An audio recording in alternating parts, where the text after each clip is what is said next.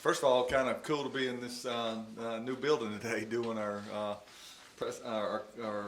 weekly press conference over here. So good to have you guys, and hope you enjoy the building as much as we do. So thank y'all for being here. Any win's a good win. I said this earlier. I was proud of our players for getting prepared to win. Regardless of the opponent or the caliber of competition we were playing. I thought we had really good practice on Wednesday. We kind of got our legs back underneath us and had a really good mental approach to Wednesday's practice, on Thursday, and got going as well. And so, because you can go out there and walk around, drop balls, or give up a sack or something. But I thought our offense was really good early, and put all those points up. Our defense, obviously we're not happy about giving up the score. The first, give them credit. They got rid of the ball real fast. We didn't tackle well. We kind of walked around that first drive on defense. But I was really pleased with our young kids as they came in and made a lot of plays and ran around. And so that's a good feeling. These guys work real hard. So for everybody got to play and be a part of a win. So, so that was good. And it was much needed. It really was.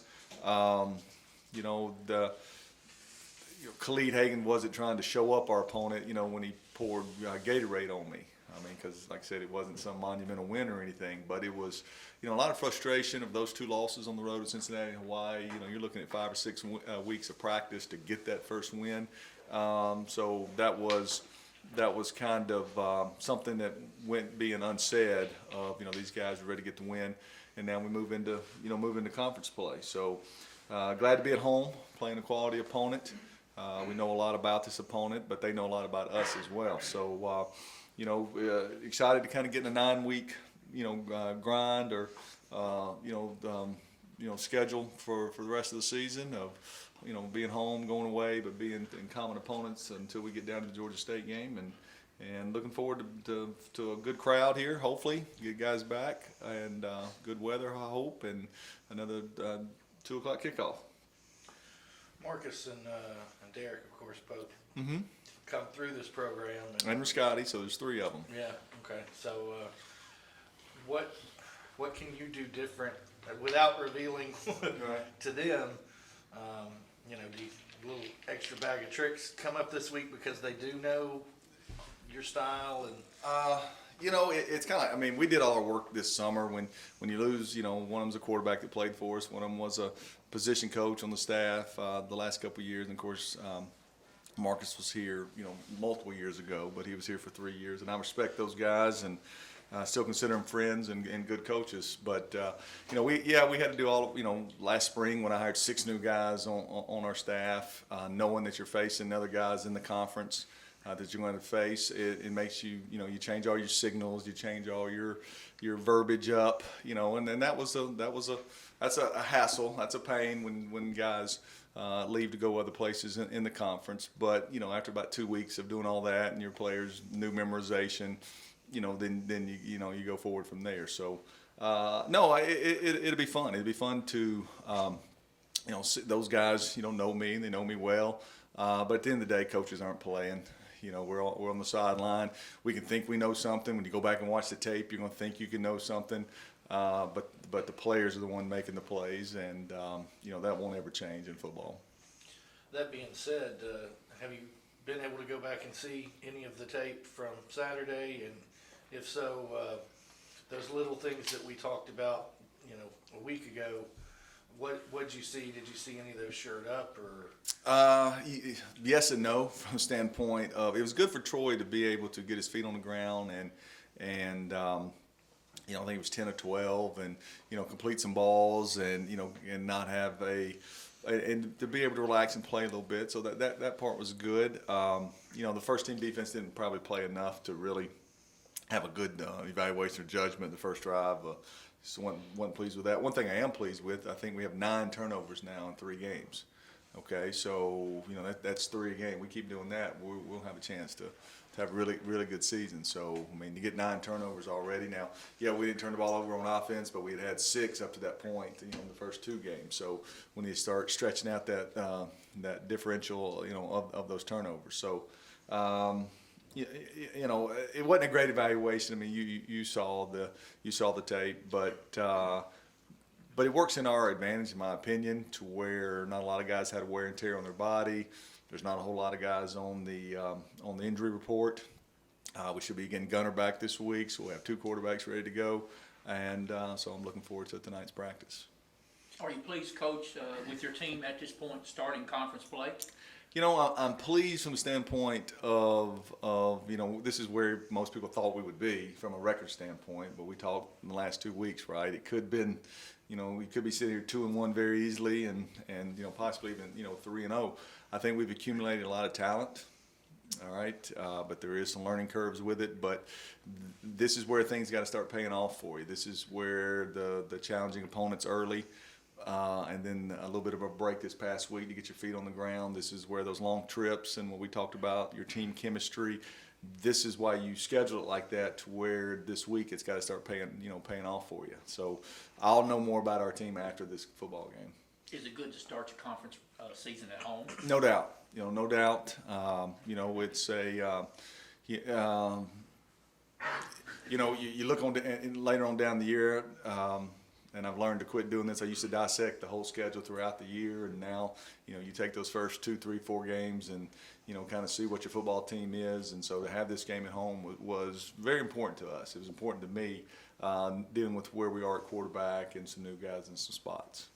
Troy has been, you know, under center for the past 2 weeks, and so he played, you know, he definitely played well Saturday. He played fairly well Spots against Hawaii. Against Hawaii, but you've got Gunner coming back now. So does that put you in a conundrum?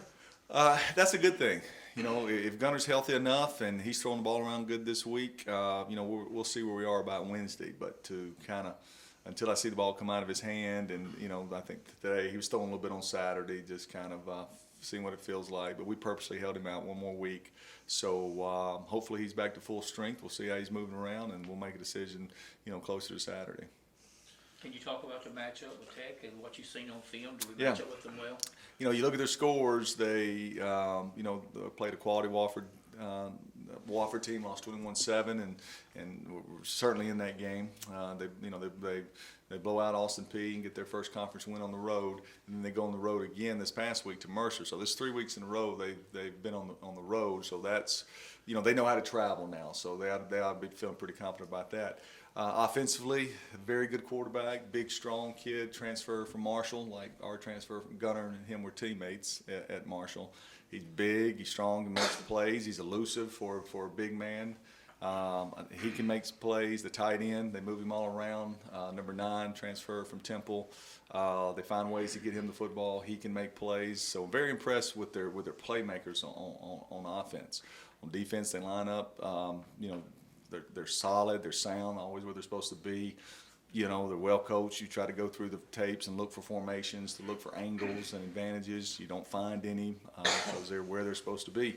So you got to block them. You got to make guys miss. You got to execute on some things. So impressed with them. I'm sure they're looking back at their Mercer game thinking, you know, if we don't turn the ball over, they win that game. They had the lead late against a quality Mercer team, and you know, I'm sure they're kicking themselves if that one got away from them. That could have been a big win for the conference, you know, on the road, you know, last week. So if I'm them, I'm thinking, okay, we eliminate those turnovers. You know, we go to Martin, we get a chance to, you know, get that win. I'm sure that's their mindset this week.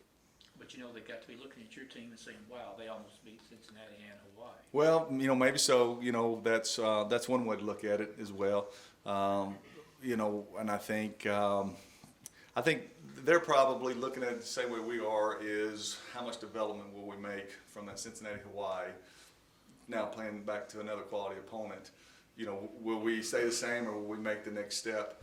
You know, because, you know, you always play defense against Cincinnati, but not real consistent against Hawaii. You know, you've seen us run the ball effectively in spots against those first 2. You know, past games, you know, been up and down. So, you know, I think that's what both teams will be looking at. Will be, you know, will we take the next step on both sides of the football with the consistency in the throwing game, consistency on defense just across the board, and not just getting the turnovers, being able to make teams drive the football on us. Well, it seemed like you were more efficient in the air really Saturday than you were on the ground. So Are you feeling like it's starting to be a little bit more of a balanced attack on offense? That was the plan, was to throw the ball. I mean, that was the plan going into that game. And then the inconsistency late with the run game was with a lot of our threes. We're getting a lot of reps and purposely not calling any pass plays and make them run the ball. But, we want to be a 50-50 team. We want to make people have to defend, both ways. Because we've got some wideouts that can make some plays. I mean, they're big, they're strong, they're fast. It's not just on the quarterback. There's consistency that's got to grow with those wide receivers. Because we want to be a scheme team, so guys have got to be in the right place. They've got to understand the motions. They've got to understand their spacing concepts, where they've got to be. We haven't done that consistently yet. So, we just don't want to be a tempo, throw it down the field team. That's just not, not who we are. So, so every day there's a little bit of growth. There's a little bit of improvement there. And so hopefully this week 4, it's hard to believe it's already week 4, guys. I mean, it's going fast. So, this is a big week for us. Not only figure out a way to get the win, but the growth of our team. You excited to show the players the facility this afternoon? I am. Trudy and I were talking about that this morning. They've been outside for 2 months now, just looking up here at the building.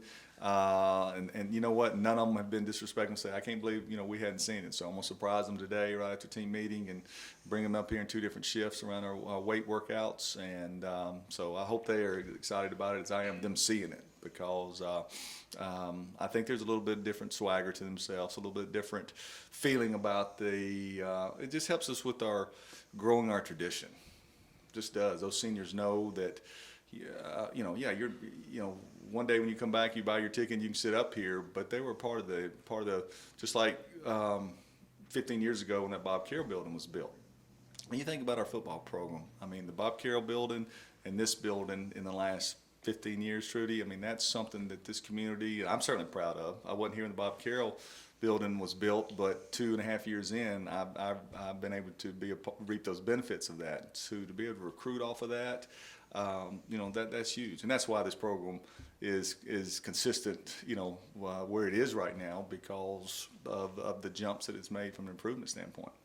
Even going from grass to turf. Yeah, from grass to turf. No, you're right about that, because that was part of it. Unfortunately, now we're on the next cycle where we're going to need some new turf here pretty soon. But no, you're right. That's, it's cost of doing business. But, we feel like we're a top 25 program in the country. And, it costs money to do those type of things. And I'm certainly appreciative of the commitment of the university to allow us to do those things. It's shown that the university has made their pitch to the public. They want to be as good as they can be, look as good as they can be, make a pitch to the fans. We need them in the stands. Right. Your team needs them. Well, guys, I tell you, and the administrators and the group in here can tell you as well. The Dr. Smith's been here. I mean, it's been real refreshing to have a vision, to have a focus of everybody on campus of where he wanted this university to go in all aspects. And, he doesn't take a whole lot of, he don't hear any excuses. He wants to see results. And then I'm excited for the next chancellor to be named, because, the plan is, from what I understand, he's going to take Dr. Smith's, his vision and his plan for this university and take it to new heights from there. So that's exciting for all aspects on this campus. Let's take that into, from attendance to our football games. There was a good crowd here, but the other day we had a sorority bid day out here on the field. All right, now I challenge all those girls that were here. What a great day, bid day, from be out here on the field. I need you all back. I need all you girls here back, because you guys know the girls are here, the guys will come. Let's get all those students here, and let's have fun on a Saturday afternoon. This is where your degree's from. This is where your parents' money goes. So come here and support, increase the quality of your degree here, because of everything we do on this campus needs to be first class. Everything we do here in West Tennessee needs us to set the standard, and our attendance here in the OVC, we want to get up in the middle to the top of the pack of every home game. So I encourage you to come out. Hey, if it's hot, sit up here in the box and watch the screens and watch the game outside the windows. But no, it's a good family atmosphere.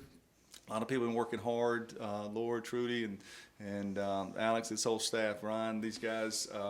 It's a great family day atmosphere. So we'll do our part and put a good product on the field. You guys come and buy a soda and cheer some Skyhawks.